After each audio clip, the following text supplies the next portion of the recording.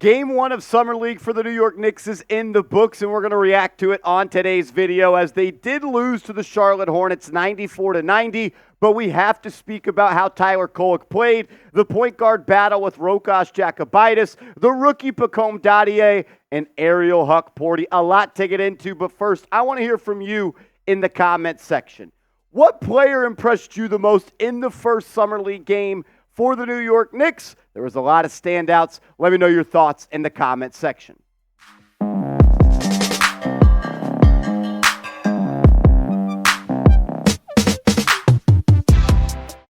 You're watching Knicks Now by Chat Sports. I am your host, Marshall Green. I hope everybody had a good weekend.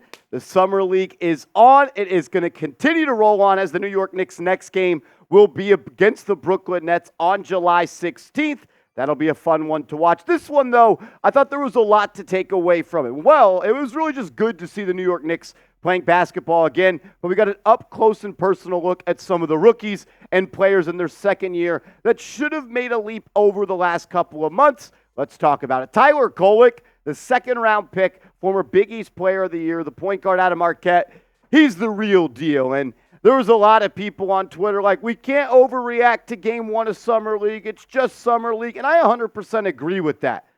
But it wasn't Saturday. Saturday wasn't the first time that I have watched Tyler Kolek play. And it's hopefully not the first time that you all watched Kolek play. What we saw him do are things that he's been doing for 4 years at this point. He's a point guard that's going to control the pace. You could see that immediately when he was on the floor compared to off the floor. He's going to be able to get the ball to his playmakers in good spots. He's got great feel. He operates in that pick and roll already at an extremely high level. And his ability to make pinpoint precision passes is something that really just leaps off the screen. 7 points, 7 assists, 7 rebounds, but most importantly, 0 turnovers. I truly do believe that Kolek is ready to play in the NBA. He had the highest plus-minus of anybody on the New York Knicks in that first game, and he felt like a pro out there compared to other people that are trying to find their footing in this league. The reason I believe he's ready to play in the NBA isn't because of what I saw on Saturday against the Hornets. It's because what we've seen for multiple years now for Kolek. He's a really seasoned and savvy veteran. He is a high IQ player with the ability to break down a defense off the dribble, but also see the next play before it happens. We saw multiple times where he could drive and kick. And you think that when he gets around real NBA talent, it might be a little bit harder for him. I think it's going to be a little bit easier for him because he's got real legitimate scoring options on the perimeter, better knockdown shooters. There will be more pace and all of that. I think he should be the Knicks' backup point guard from day one. I tweeted this out on Saturday, got a lot of traction. There were some people that didn't agree, and there were people that did not agree as well. And look, I understand that. It's one game of Summer League. But the New York Knicks, I would say one of their biggest holes is the backup point guard position. And people are already yelling, well, Marshall, what about Deuce McBride? I don't view Deuce as a point guard. I view him as a really good NBA player, a guy that can guard multiple positions and continues to grow in this league. And last year, he was a player that could knock it down in an elite clip in catch-and-shoot situations. But more often than not, when Jalen Brunson sat down and Deuce came in to run the offense fell off a cliff. There's a reason they were almost 20 points worse when Brunson was off the floor compared to on the floor. You need a guy that can initiate offense and get the ball to playmakers in their spots. I think Kolek can do that. High IQ players with good feel and really just good elite skills, it's going to translate more often than not, and I'm expecting that for Kolek. I think it may take a while for Tom Thibodeau to trust him to use him in his rotation, as we've seen in the past with Tibbs. But once he does, I don't think he's going to relinquish that trust. I think he's going to make the most of his opportunities. I do worry a little bit about his perimeter defense, as he is, I would say, undersized and not someone that's an elite athlete. But a guy that's going to have to play 10 to 15 minutes as a backup point guard, really just being that substitute for Jalen Brunson. I worry about the perimeter defense, but there's so many other things that he does well that makes you not so worried about that. I wonder if the scoring will ever come along like it was in college, averaging almost 15 points per game. I'm not sure that'll ever be there, but when it comes to being a true point guard, setting the table, running the show, and having that stranglehold of the pace of the basketball game, Kolek's going to be able to do that early on in his NBA career. Let's talk about the first-round pick, Pacome Dadiet. Long way to go for me, but there were things that I was extremely impressed by. All the scouting reports, all the tape, all the people you talked to with Dadiet was that despite being 18 years old, his offensive game was advanced. He was an offensive player. It was actually his defense that stood out to me. I thought he was really timid and maybe even a little bit nervous on the offensive end. Chucked up a couple of air balls. Don't really care too much about that. Went 2 for 8 from the field. But the thing that I was most impressed of was his length and his defense, as well as his ability to get to the cup and drop it off in a high leverage situation and create open opportunities for his big man. We saw a couple of times where he drove from the left side of the floor and attacked the baseline and dropped it off to Ariel Huck-Porty, and I think he had Jacob Toppin one time as well. Also that alley-oop from Kolek to Toppin from half court. That was awesome. But it was the length in the defense for Dadiet that popped off the screen for me when we heard so much about him being an offensive player who needed to grow on the defensive end. He did a pretty damn good job on Brandon Miller, a player that was in the running for the Rookie of the Year, already showed that he could score at a top level in the NBA. Dadiet's length and athleticism matched up pretty well with him, forced him into a couple of turnovers, and I was impressed with him on that side. I thought he looked timid on offense. I don't know if he was nervous, which is 100% understandable. It's his first game as a New York Knick. I don't want to say his first game in the NBA because it was Summer League, but he's still just 18, 19 years old. Long way to go offensively, at least from that first game, but I think his abilities on defense, length, and athleticism could translate pretty quickly. Such a young player, it's going to feel like we have a new rookie every year, the growth of him from 18 to 19 to 20 to 21. It'll be fun to see the growth of Dadiet, expecting him to spend most of his time with the Westchester Knicks in the G League this season. Let's talk about the backup point guard for the Summer League, Rokas Jokubaitis.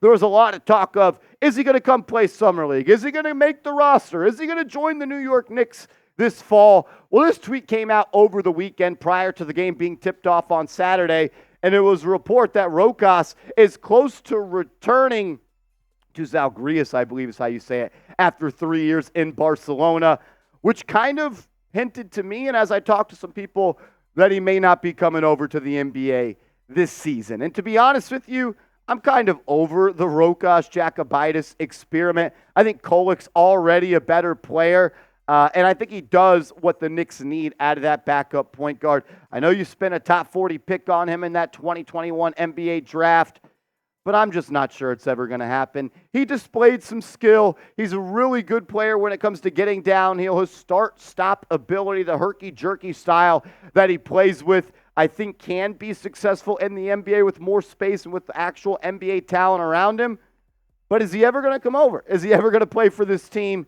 I'm not holding my breath for it. I'm cool with rocking with Tyler Kolek as the backup point guard for the New York Knicks. Pick a point guard for me, though. Who would you rather be the guy coming off the bench substituting for Jalen Brunson next season? Is it the rookie? Is it the overseas prospect? Let me know your thoughts in the comments. I thought it was pretty obvious watching that game that Kolek was the better player. I think Rokas is a little bit more skilled when it comes to putting the ball in the basket, and he could do some of the playmaking things that Kolek does, but I just think that Kolek is going to be better in this league, and I think he can give you a little bit more juice than Rokas can right now. And I think that was proven by the New York Knicks coaching staff, at least the Summer League coaching staff. Shout out to Dice, rolled with Kolek down the stretch. Knicks were trying to close the gap. They were going on a run, trying to cut it into the lead that the Hornets had built, and it was Kolek running the show over Rokas. I thought that told you all you needed to know at that point. Takeaway number 4 for me is Jacob Toppin an NBA player. His stat sheet was awesome. There were some things that I thought he did really well, and ultimately missed the game-winning layup off a pretty cool inbound play from the baseline that Dice drew up, and he stuffed the stat sheet. 19 points per game, 6 rebounds, 3 assists. It was just like, I'm watching the way he's going about being successful, and I'm watching the way that he's operating on the floor, and I'm just thinking, is this going to work in the NBA? Like, if Toppin is going to be a successful player in this league, it's going to be because of his length and his athleticism. To be honest with you, I want to see more from him on defense. And that was the trait that we heard so much about coming out of Kentucky, and that flashed in the G League, and it looked good in the Summer League last year. I don't think he's ever going to be a high scorer, a guy that puts the ball in the basket extremely well or at a high clip. And that's kind of the role that he was in this game. And I would like to see him focus on more of the nitty-gritty things, getting out and running in transition, being a guy that can guard people on the perimeter. There were multiple players for the Charlotte Hornets that really got hot at different times throughout that game. I would have liked to seen Toppin go out there and draw that assignment and own that assignment. He didn't do that. I don't know if he's got the skill level to be an NBA player. He's got the body, he's got the size, he's got the athleticism and the defensive instincts. I just want to see more of that as this summer league continues to roll on. Point number 5, it is just summer league. And if summer league meant what you did there, and it was going to translate to the NBA, Kevin Knox would be an NBA Hall of Famer. And you never want to overreact to summer league, but I do think you should use your eyes and trust what you see. Kolek looked good, man. He did. Pacome Dadiet's defense flashed a little bit worried about Ariel Huck-Porty, who we'll talk about in a little bit. Not so sure Jacob Toppin is ever going to be a rotational player for the New York Knicks. There were some things I liked.